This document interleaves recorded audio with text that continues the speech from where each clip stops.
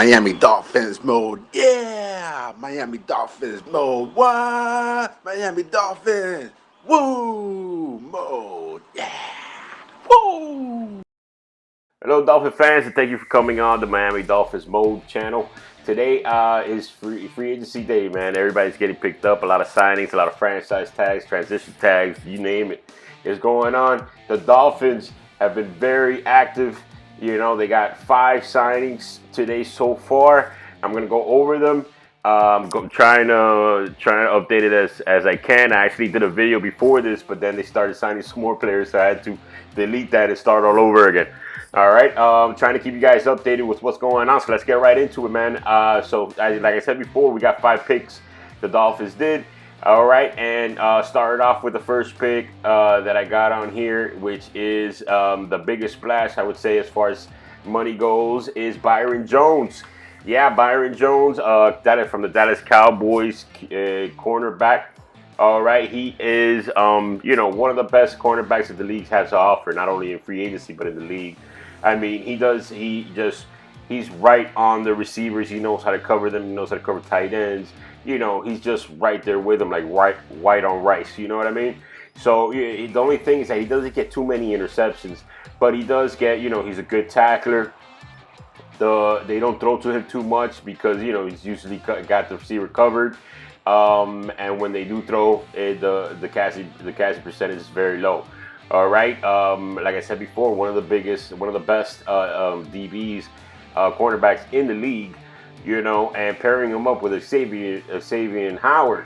Wow, I'm talking about that could be within argument of one of the best secondaries in the NFL. Okay, I mean that's 2 number 1 corners on the same team, right? Now, Byron Jones right now has the highest paid. He's the highest paid cornerback in the NFL, and we also have the second highest paid cornerback, which was the first highest paid cornerback in the NFL last year, which is Xavier Howard. Now, I don't want to be a bearer of bad news, but with recently Xavier Howard, he did delete all his pictures from social media of the Dolphins. Usually, when that happens, there's a separation there. Hope not. But just a little info for you. I'm not saying anything. I'm just saying that they did the photos. All right. But now, if as of right now, Xavier Howard, Byron Jones, that's lockdown, man. That's lockdown. All right. So it's a great signing. Like I said before, Byron Jones, very athletic guy, one of these tops. Very happy with the signing. And let's move on to this. He's getting about $17 million a year to be the quarterback of the Dolphins. All right, let's go to the second signing, which is actually the first signing of the day, which is Eric Flowers. All right, Eric Flowers. We signed him as a guard. We gave him 3 years, $30 million. 19.5 of that $30 million is guaranteed. All right. With Eric Flowers, he was drafted by the New York Giants. He was a top 10 pick in the first round. He was one of the highest prospects coming out of college. He went to the U, right? He went to left tackle for the Giants. Now the thing is with the Giants that he wasn't consistent, right, at left tackle. He has just a little background information. He has good feet. He has good power, right? But with the Giants, they expected him to be a lot better. He was inconsistent at left tackle. It wasn't what they thought he would be, especially spending such a high draft pick on him, right? So what happened? He went over to the Redskins. Now, when he went to the Redskins, what they didn't put him on left tackle. They moved him over to left guard. Okay. Now at left guard, he did better. All right. PFF, they graded him out at 32 or 33 or 33rd best offensive guard in the NFL. Which is, there's a line between average and above average. He's right above, the average. He's above average, but right there at the line. But considering the fact that he only played for 1 year, right? It was a transition from tackle to guard, right? That he graded out like he did. That you would say, okay, as time goes along, as he progresses, he gets more reps at the position. He's going to get better. This is what I think that the Dolphins are thinking when they picked up Eric Flowers. I hope it goes good. Like I said before, he has good feet, he has good power. So if he's able to move like we haven't had in a long time, I mean, as time goes along, you may say as of right now, $30 million, that's $10 million a year, 19.5 with that guaranteed. It's somewhat of a risk, you know what I mean? Because he doesn't have that much time at the position, so you can't say he's accomplished, he like that. But now, if he does progress as the time goes along, then this will actually be a very good pickup in free agency from the Dolphins. I like where they're going, you know what I mean? I like where they're going with this. I like this signing. Okay. All right, and all right. So let's move on to the next pick, the next free agent acquisition that they got, Shaq Lawson. All right, Shaq Lawson. They was drafted by the Buffalo Bills. He played for the Buffalo Bills last year. Okay, he's another guy was drafted in the first round. He was drafted in the top 10. They thought that he would be disruptive, crazy type of guy.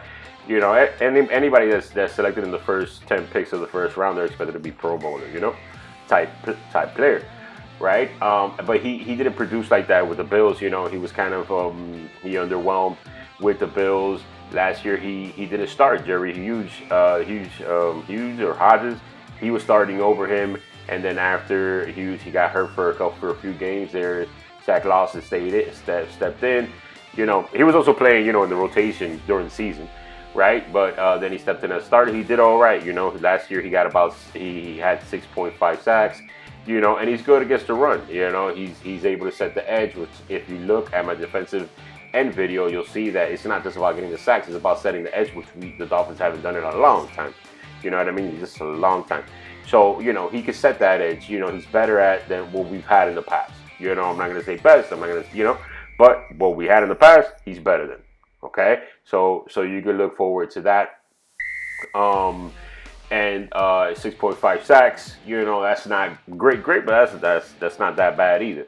And what I'm taking from this is that Brian Flores, he's a defensive guy. He came from the Patriots. He built that. So Brian Flores has seen him a lot, right? Because the Bills, they play the Patriots twice a year when he's coaching there, and Chris Greer's seen him a lot too, because they play the Buffalo Bills play the Dolphins two times a year, and so they have a lot of in-house knowledge of him. So I'm thinking that they see something in him, right? Especially after going up against him and planning against him, when they play against him, that they have a lot of knowledge on the man. You know what I mean? So I like the signing. It's another thing, just like the Eric Flowers deal, that he's getting $10 million. Maybe he wouldn't have gotten that somewhere else, but maybe the Dolphins see something. You know what I mean?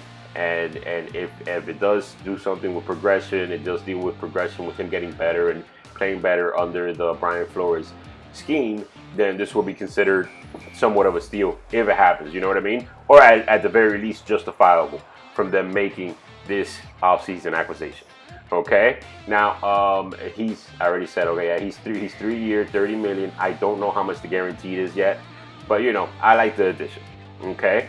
And now let's move on to the fourth. Okay, the fourth is something that a player that I said the Dolphins should be looking into, which is Kyle Van Noy. I'm excited about this. Kyle Van Noy, he had 6.5 sacks last year, but the thing with him that I explained in my other video is that he could serve a lot of different positions on the defense. He could play linebacker, he could play D end, he could even play D tackle. All right, so this is like a Swiss Army knife type dude, right? So he goes in and out, and he already knows, and he's disruptive, right? With the Patriots, he was disruptive. He was against the run, he could set the edge. He could do that, you know what I mean? And he could go after the quarterback. He could go after the quarterback from the end, from the linebacker position, even from D tackle. He could do the stunts. And if he goes into Brian Flores' defense, he's coming over to the Dolphins. He already knows the defense. You know what I'm saying? So from day one, he could already be telling other players that are on the team, hey, you got to go here, you got to line up this way, you got to set up this way. If he does this, do this. You know what I mean? And then also, I mean, the other element that goes into this is, he's a Super Bowl. He was with the Patriots. He's a Super Bowl champion 2 times. He's been there 3, maybe 4. And I don't know, the whole thing. But, so he's been there. People are going to listen to him, especially with young linebackers like Jerome Baker, Raekwon McMillan, He's a leader. You can tell, boom, steps in, that's it. He's gonna be a leader on there. People are gonna look up to him. He's a veteran. He could cover. He could. He has interception. He forces fumbles. He does the extra things. You know what I mean? Like there's a couple things that aren't in the stats, that don't show up in the stats, right? That's like dirty work and things like this that he does. And then it's a good signing because of that. Also, Brian Flores, he played with Brian Flores, so it's like it's easy to just get together and pick up. You know what I mean? And so I like the signing. They gave him a 5-year deal. No, I'm sorry, 4-year deal. 4-year deal, $51 million with $30 million of it guaranteed. Okay, not too bad. Kyle Van Noy, you know what type of player he is. He was very annoying against the Dolphins. So I'm hoping that he'll do the same thing for us with other people, with other teams. All right. And last we got Clay Fejidemi. I'm sorry, I need to learn how to pronounce his name, but he's from the Bengals. He was a safety, right? And they signed him for 3 years. He was a safety. He's more of like a depth right now because he does need to be coached a little more. But he's a depth player at safety, and he's also a special teams guy.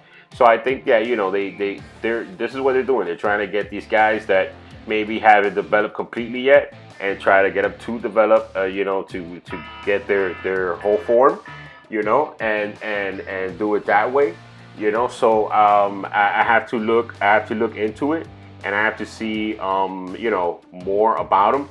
But I know that this is where they're going with it, and I'm excited to see what else comes out with this, but.